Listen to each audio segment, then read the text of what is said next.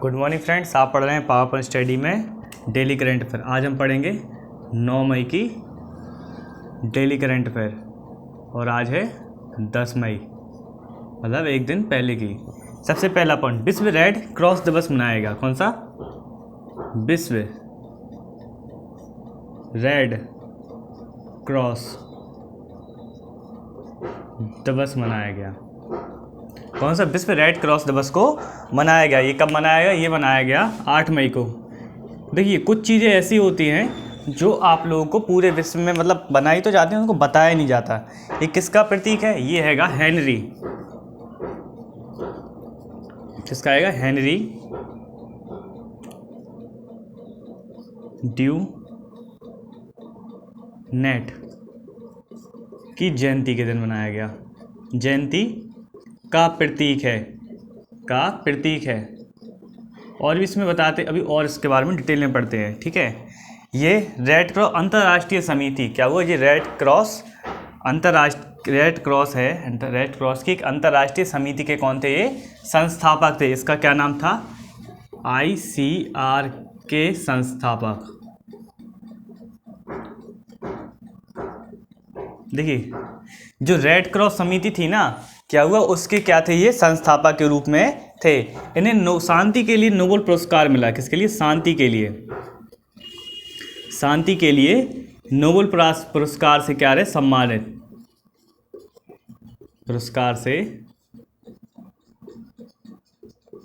सम्मानित।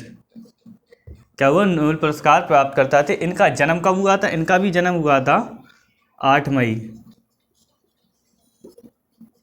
1828 ईस्वी में। क्या हुआ था? जन्म हुआ था। इन्हीं के जन्मदिन के दिन इनके विश्व रेड क्रॉस दिवस के रूप में मनाया जाता है। ये हेनरी ड्यूडिट की जयंती का प्रतीक है, जो ICRS के मतलब रेड क्रॉस की अंतर्राष्ट्रीय समिति के क्या थे? ये संस्थापक के रूप में जाने जाते थे। इन्होंने शांति के क्षेत्र में बहुत काम किया, इन्हें शांति के क्षेत्र में इन्हें नोबेल पुरस्कार से सम्मानित किया गया। और इनका विषय क्या था? इनका विषय रेड क्रॉस को लेके इनका विषय था वी ह्यूमन काइंड। ये क्या था? इनका विषय था। कौन सा? वी ह्यूमन काइंड क्या था? इनके विषय के रूप में जाना जाता है। पूरे विश्व में इनके विषय के रूप में ह्यूमन काइंड नामक नाम से क्या होता है? पूरे विश्व में जाना जाता है। इसके बाद नेक्स्ट पॉइंट,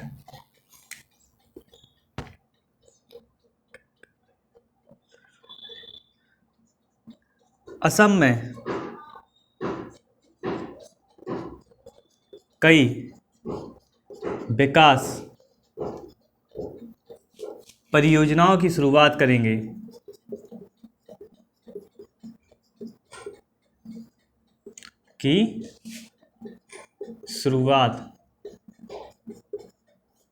कौन करेगा? ये किसने कहा? ये कहा है अमित शाह ने। किसने कहा? ये अमित शाह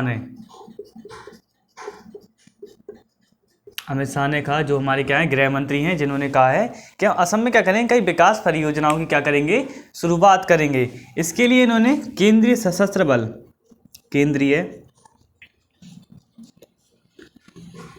सशस्त्र पुलिस बलों, दूसरा राज्य पुलिस की केंद्रीय कार्यशाला। देखिए, अगर हम आपको 4 ऑप्शन वाले पॉइंट पढ़ाएंगे ना, तो 4 ऑप्शन वाले पॉइंट में इतना कुछ नहीं होगा जितना एक बार में आप सीख जाओगे। इसलिए उनके भरोसे मत रहो। हम आपको एक चीज़ कह रहे हैं, देखिए, आप 4 पॉइंट के विकल्प में रहोगे, उनके भरोसे रहोगे, बिद जाओगे, आपको क्वेश्चन नहीं आएगा समझ में। इसमें विस्तृत रूप से पढ़ोगे। इसको विस्तृत रूप से पढ़ने के बाद वो आप करोगे तो आप खुद से कर लोगे।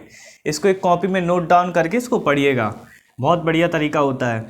और इसमें क्या है? भंडारण की आधारशिला।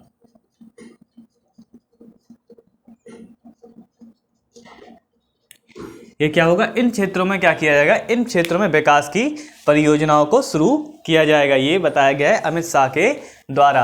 अब देखिए आप 4 विकल्प में जैसे पढ़ते हैं, ठीक है, जैसे 4 विकल्प में आप क्वेश्चन किसी तरह का पढ़ते हैं, तो 4 विकल्प में आपको विकल्प तो दिए। अब मान लीजिए आपको विकल्प में, आपको अभी तो याद है, एंड में जब आपसे कोई पूछा जाए कि इसके उसके मतलब और डिटेल में पूछा जाए तो आप कैसे जवाब दोगे, ठीक है। इसलिए बोल रहे हैं आप लोगों से, हमें कोई परवाह नहीं है कि मतलब किस तरह से करो, हम आप लोगों के कैरियर के लिए सोचते हैं, इसलिए आप लोग भी थोड़ा सा इतना, अगर आप एक बार पढ़ोगे उसके बाद करोगे, वो हम ये नहीं कह रहे नहीं करो, वो करो, अच्छी बात है, मगर ये पढ़ने के बाद अगर बाहुविकल्पी पे आप जाओगे तो और अच्छा समझ में आएगा, और डिटेल में आप लोगों को समझ में आएगा, ठीक है।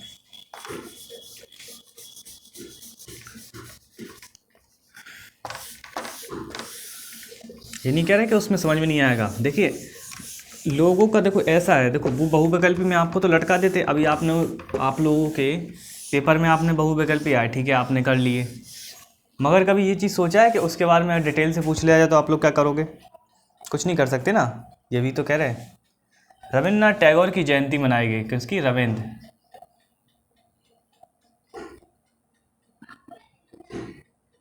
रविन्द्रनाथ टैगोर की जयंती, किसकी, रविन्द्रनाथ टैगोर की जयंती मनाई गई 7 मई की। देखिए कुछ क्वेश्चन हम आप लोगों को इसलिए भी मतलब कि कही जाए थोड़ा लेट पढ़ाते हैं कि आप लोगों को, देखिए 4 जगह से आप पढ़ते हो, 4 जगह से आप पढ़िए, ठीक है, मगर 4 जगह से पढ़ने के बाद अब यहीं पे आइए और देखिए कि कितना अच्छा कंटेंट और कितना बढ़िया चीज़ मिलता है। आप लोगों को लगता है कि हाँ इस कंटेंट में कोई दिक्कत है तो आप कमेंट करके बता सकते, किसी और सब्जेक्ट में दिक्कत है तो आप कमेंट करके बता, किसी भी सब्जेक्ट में, हम सब सब्जेक्ट बताएंगे। 1913 में साहित्य के लिए, किसके लिए, 1913 में साहित्य के लिए इन्होंने क्या जीता था, नोबल जीता, और ये एकमात्र गैर यूरोपीय और उस टाइम के एकमात्र भारतीय थे, एकमात्र भारतीय थे जिन्होंने कौन सा, नोबेल पुरस्कार को जीता, एकमात्र भारतीय और एकमात्र गैर यूरोपीय थे उस टाइम के, ठीक है। और क्या बोलते, ये वही शख्स है जिन्होंने क्या किया, भारत, बांग्लादेश, देखिए कितनी अच्छी चीज़ है, बांग्लादेश, भारत और श्रीलंका, श्रीलंका के लिए राष्ट्रगान दिया, राष्ट्रगान दिया, समझ रहे हो, मतलब कितने टैलेंटेड ये थे, एक बंदे ने 3 देशों को क्या दिया, टैलेंट दिया, अपना टैलेंट दिया, पैसों के लिए नहीं दिया इसने टैलेंट, अपनी देश की शान और दूसरे देश की शान को समझ कर दिया इसने, ठीक है। ऐसे अच्छे लेखक थे। और इनका निधन कब हुआ था, इनका निधन हुआ था 1941 में, ईस्वी में क्या हो गया था, इनका निधन हो गया था। इनके बारे में एक बार पढ़ते, 1913 में क्या किया था, इन्हें साहित्य पुरस्कार को क्या किया था, जीता था। उसके बाद और ये एकमात्र एक गैर यूरोपीय और एकमात्र भारतीय थे उस टाइम जिन्हें मतलब नोबेल साहित्य के लिए नोबेल पुरस्कार मिला था। भारत, बांग्लादेश और श्रीलंका के लिए इन्होंने राष्ट्रगान भी गाया था। और 1941 में क्या कि ईस्वी में क्या हुआ था, इनका निधन हो गया था, ठीक है।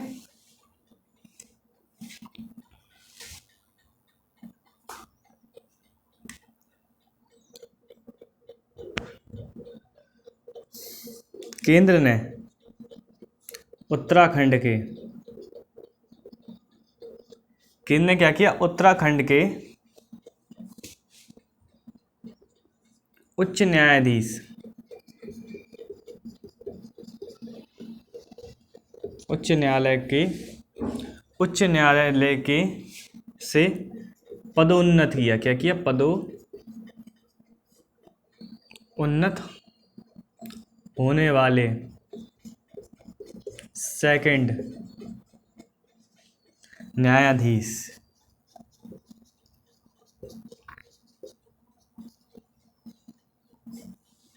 ठीक है।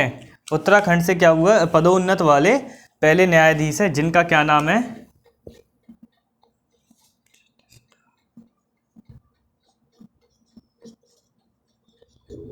सुधांशु धुलिया। ये वो न्यायाधीश हैं जिन्हें केंद्र ने क्या किया, उत्तराखंड के उच्च न्यायालय से उठाकर पदोन्नत करके क्या कर दिया गया, न्यायाधीश बना दिया। कहाँ का, सुप्रीम कोर्ट में क्या कर दिया गया, सुप्रीम कोर्ट में, किसमें, सुप्रीम कोर्ट में न्यायाधीश नियुक्त कर दिया गया।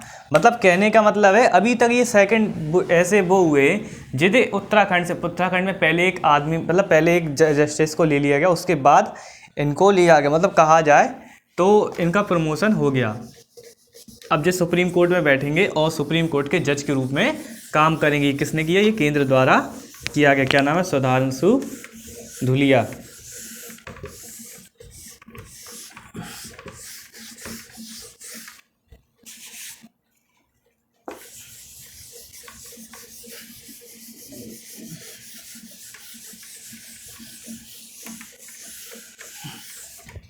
ठीक है, एक और कारनामा कर दिखाया, देखिए, कामी शेरपा।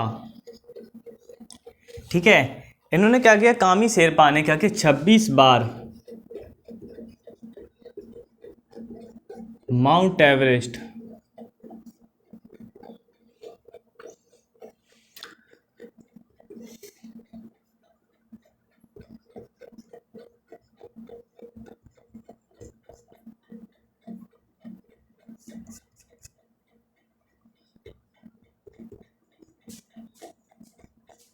देखिए, कंटेंट अच्छा मिला ना, वीडियो को लाइक शेयर, चैनल को सब्सक्राइब करना बिल्कुल भी नहीं भूलिए। शुरुआत में नहीं बताया, बीच में बता दिया, इसलिए चैनल को देख के जा रहे हो ना तो एक बार सब्सक्राइब करके और लाइक करके जरूर जाना। आप लोग और भी फ्रेंडों को शेयर कीजिए। अच्छा कंटेंट, देखिए 4 बहुविकल्पी करना आप लोगों के लिए अच्छा है, मगर देखिए 4 बहुविकल्पी आप देखो करोगे, ठीक है, बहुविकल्पी कर लिया आपने, 20 कर लिए, 25 कर लिए, उसके बारे में जानोगे नहीं तो क्या करोगे पेपर में, बताइए, है ना। पेपर में भी तो जानना अपन को अच्छा है कि नहीं, पेपर में भी आप लोगों को समझनी चाहिए। देखिए अभी ये टॉपिक पर क्या करते हैं अपन लोग, आते हैं, ठीक है। कामी शेरपा ने क्या किया, 26 बार माउंट एवरेस्ट चढ़ने की क्या बना दिया, रिकॉर्ड बना दिया। इन्होंने 26 बार क्या किया, रिकॉर्ड बनाया और अपना ही रिकॉर्ड तोड़ा। पहले इनका 25 बार रिकॉर्ड था, अपना ही रिकॉर्ड तोड़ा। इनका रिकॉर्ड था 25 बार का, ठीक है। अब ये पहुंचकर 26 बार हो गई हैं। और ये इन्होंने कब किया, 7 मई 2022 में। कितनी, 8,848.48 मीटर, मतलब कि 29,003,169 है ना, 69 फुट। क्या किया इनने, इतनी ऊंची क्या की, पहाड़ी को चढ़ा। मतलब माउंट एवरेस्ट की ऊंचाई कितनी, 8,848.48 मीटर, मतलब है तो इतनी, बस इससे ऊपर थोड़ा पत्थर होगा, टीले से खड़े हो गए वो, ठीक है। तो इतनी बढ़ गई उनकी ऊंचाई थोड़ी सी, कितना हो, 29,031.69 फीट। क्या हुआ, इन्होंने क्या किया, 7 मई 2022 को क्या करके पहाड़ चढ़कर क्या किया, हासिल कर लिया, क्या की, चढ़ाई कर हासिल किया ये।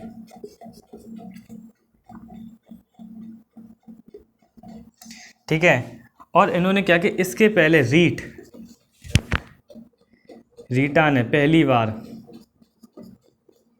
महिलाएं ये, रीटा ने पहली बार कब चढ़ा था, ये 13 मई 1994 में पहली बार चढ़ा था इन्होंने, 13 मई है ये, 13 मई 1994 में क्या किया था, ये पहली बार चढ़ा था या फतेह किया था।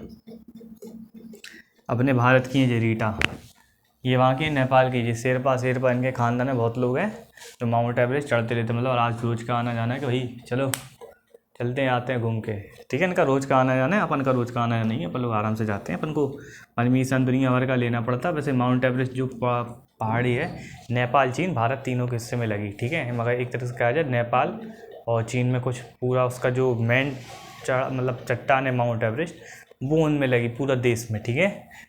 और क्या हुआ, रीटा ने पहली बार कब, 13 मई 1994 में फतेह किया था, जो अपने इंडिया की थी। और इनके नाम, ठीक है, इनके नाम, रीटा के नाम किससे 8,000 से अधिक की चढ़ाई के रिकॉर्ड हैं, चढ़ाई के रिकॉर्ड हैं।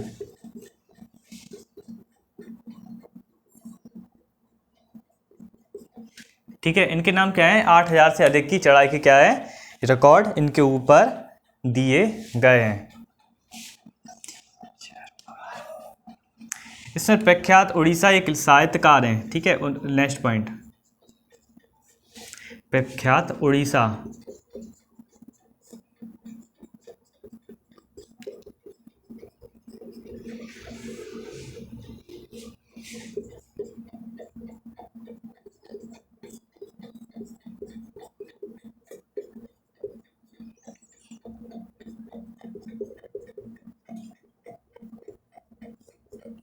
ठीक है, प्रख्यात उड़ीसा साहित्यकार रजत कुमार कर का क्या हो गया?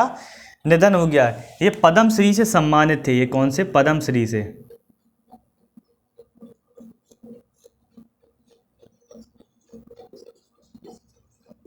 पद्मश्री पुरस्कार से क्या थे? सम्मानित थे। सम्मानित थे। मतलब ऐसे व्यक्ति बहुत ही कम होते हैं। और कर को और किस क्षेत्र में मिला था? इन्हें मिला था साहित्य एवं शिक्षा के क्षेत्र में। साहित्य और एजुकेशन मतलब कि शिक्षा के क्षेत्र में, शिक्षा के क्षेत्र में क्या हुआ था? इन्हें मिला था। जो आप लोग जितने पॉइंट पढ़ा है इनमें से ज़रूर 1 या 2 पॉइंट के बारे में आपको पेपर में पूछा जाएगा। इतना डिटेल में बताया जाता है, आप लोग फिर भी नहीं समझते। ठीक है, और आप वीडियो को लाइक से चैनल को सब्सक्राइब करना तो भूल ही जाओगे, इसलिए बोल दे रहे हैं चैनल को सब्सक्राइब करना ज़रूर करिएगा। ठीक है, गुड मॉर्निंग और सबको।